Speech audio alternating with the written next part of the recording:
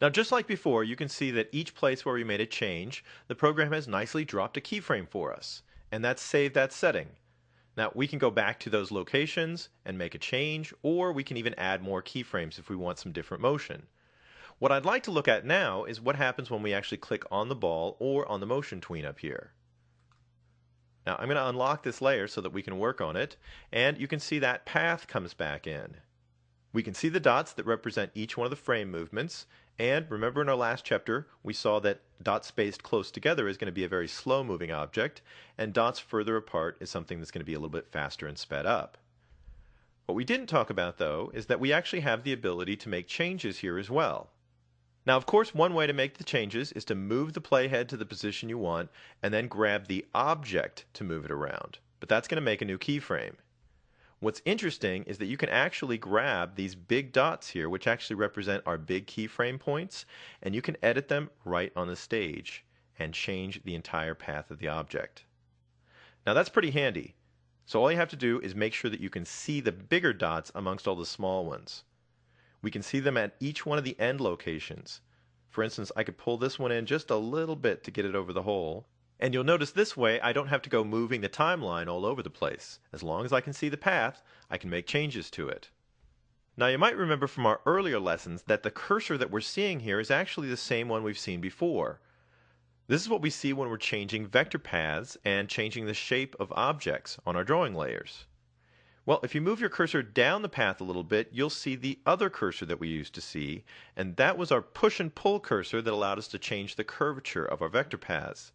And you might have guessed by now, what we're actually dealing with here is that our motion path is a vector path. And if I just go right into the middle here and push it like a normal vector, I can actually push and pull and change the curvature of the path of our moving object. So if I pull it down here a little bit like this, I can maybe get a little bit more dramatic animation. You can see now the ball kind of comes in on the green, a little bit of curve and wobble, and it looks like it's going to miss the hole, but it finally drops in. We could even make changes to this section of the curve, even though it's really short. I could push it up here just a little bit, and that way we get a little rounding on the drop. Now, let me come over here and I'll just scrub through the playhead, watch the motion of the ball as it comes in.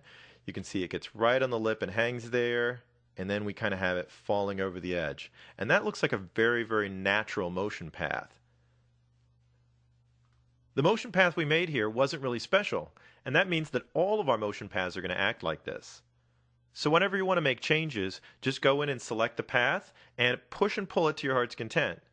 If it helps, you might want to even lock those layers around it so that you don't accidentally grab the back pieces while you're trying to move the path around. Now the path color will change to match the color that's been selected randomly for each layer. You can see the color chips here. Each time we make a new layer, it just drops a color chip in.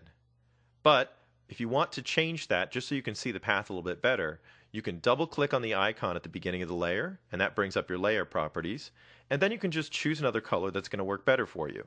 Like I might go for a darker color here just because when I click OK, I can see all those points much better against my green background. Now, while we still have the path up, I'd like to mention one more thing. If you're more comfortable with the pen set of tools, you can use those to edit your motion paths as well. And what I'm talking about is the pen and, of course, the subselection tool. If we switch over to that subselect tool, you'll notice that all the control points in my path show up as big squares, and when I click on them, I get the points and handles associated. And as you can see, we can use these controls to reshape our curves just as easily as using the normal selection tool.